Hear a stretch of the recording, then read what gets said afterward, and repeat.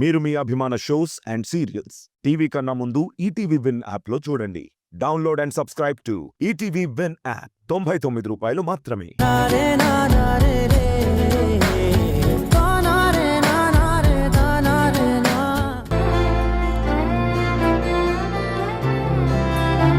కూర్చోండి sir. Coffee, tea ఏం తీసుకుంటారు? ఏమొద్దమ్మా.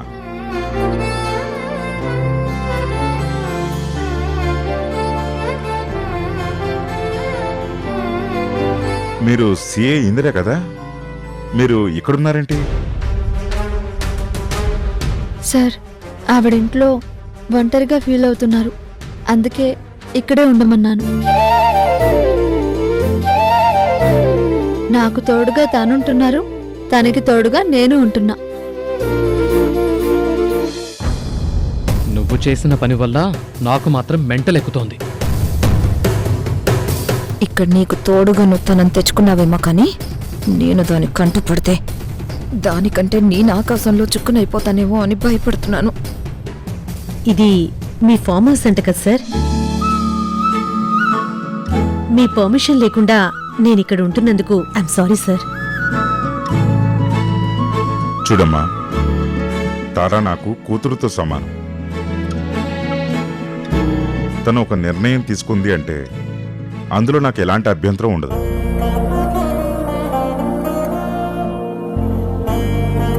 అయినా నువ్వు కూడా ఒక ఆడపిల్లవు కదా, ఇక్కడ ఉంటున్నావు, అందులో తప్పే ఉంది?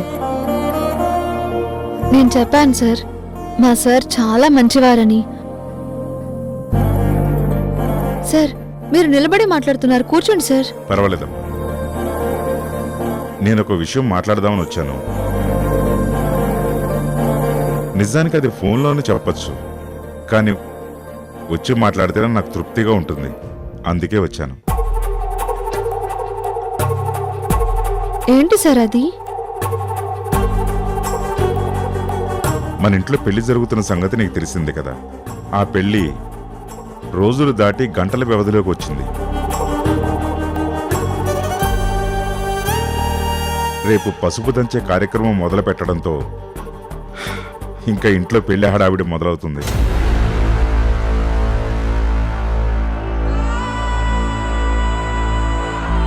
ఈ పెళ్లికి వివాహ పాలకుడిగా శ్రీకర్ ఉన్నాడు. నువ్వు కూడా అన్ని బాధ్యతలు చూసుకుంటున్నావు.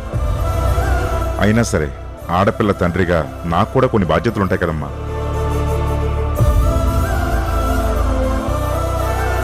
అందుకే మళ్ళీ చెప్తున్నానమ్మా, పెళ్లిలో ఎక్కడ ఎలాంటి ఇబ్బంది రాకూడదు, ఎవరి గౌరవానికి ఎలాంటి భంగం వాటిల్లకూడదు.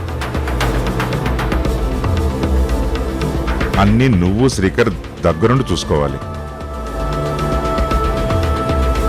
అందుకే రేపటి నుంచి నువ్వు కూడా అక్కడికి వచ్చేసి మాతో పాటు అక్కడే ఉండు.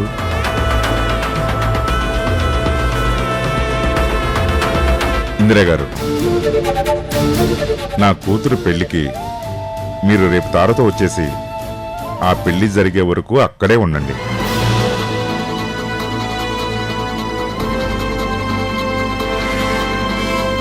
ఇదేంటైనా దీన్ని ఇంటికి రమ్మంటున్నాడు? దాని కంట్లో పడకుండా నేను తప్పించుకుంటున్నాను.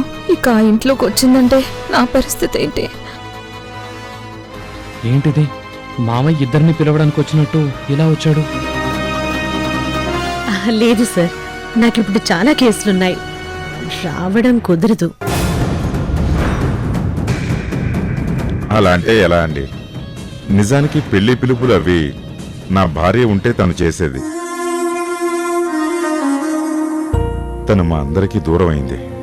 ఇప్పుడు ఆ బాధ్యతలన్నీ నేను చూడాలనుకుంటున్నాను.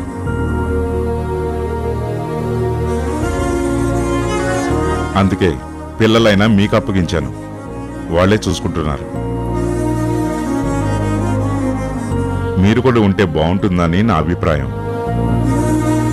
మీ పని అది ఆ ఇంట్లో నుండే చూసుకోండి, నాకేం అభ్యంతరం లేదు కదా.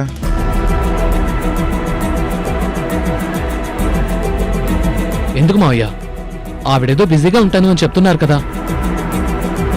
అసలే మన ఇంట్లో పెళ్లి కదా, ఇబ్బంది పడతారేమో, అందుకే రాను అంటున్నారు.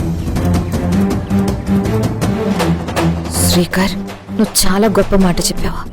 నీ మాట వినైనా రావడం మానేస్తే నేను బతికి బయటపడతాను. తప్పు శ్రీకర్, అలా అనకూడదు. చూడమ్మా, వీలు చూసుకుని నువ్వు కూడా తప్పకుండా రావాలని నేను కోరుకుంటున్నాను.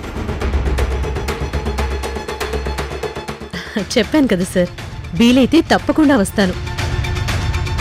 ఒకవేళ రాకపోతే మరోలా అనుకోకండి. ఏంటి సార్, ఈ విషయం చెప్పడానికి మీరు ఇంత దూరం రావాలా?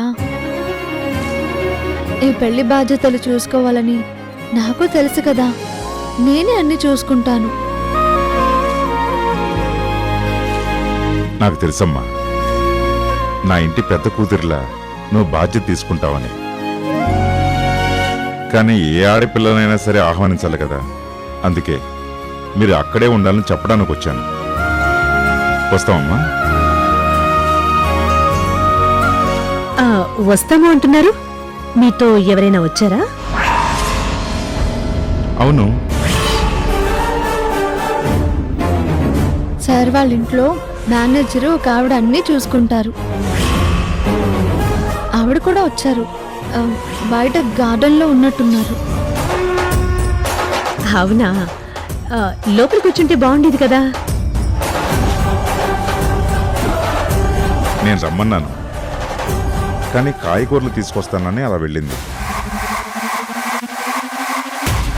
అమ్మా తారా, నేను బయలుదేరుతాను. పదండి సార్. పర్లేదమ్మా, మీరు ఇక్కడే ఉండండి.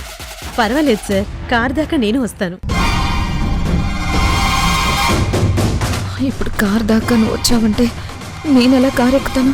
నేను అక్కడికి రాకపోతే సారు వసుదా అని పిలుస్తారు. ఇప్పుడు నా పరిస్థితి ఏంటి?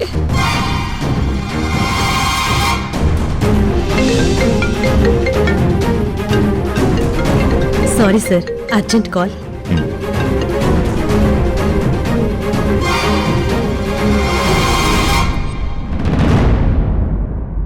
శ్రీకర్,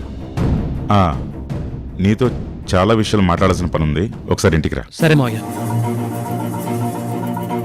ఉంటానమ్మా. అలాగే సార్.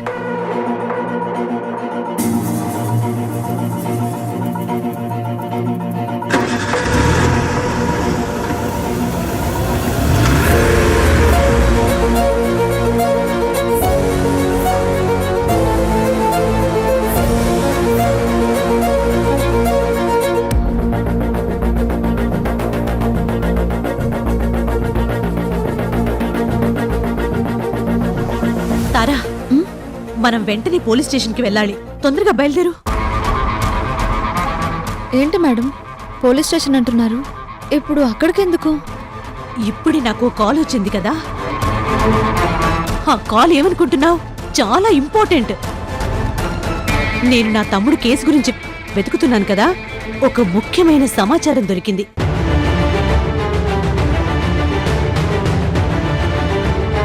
ఏంటి మేడం, ఏం మాట్లాడుతున్నారు? అవును తారా, నా తమ్ముడి డెడ్ బాడీ దొరికిన కొండ దగ్గర ఎవరో ఒక వ్యక్తి పైకి కిందికి దిగడం ఒక వ్యక్తి చూశాడంట. ఆ వ్యక్తిని అక్కడే ఒక మనిషి చూశాడంట. వాడు పోలీస్ స్టేషన్లో ఉన్నాడు. వాడు ఆనవాలు చెప్తాడు. ఇప్పుడు ఆ ఫోటో వేయిస్తే నా తమ్ముడిని చంపిన వ్యక్తి ఎవరో దొరుకుతారు. అంటే ఇప్పుడు నా గోపి ఆచూకీ తెలిసిపోతుందా?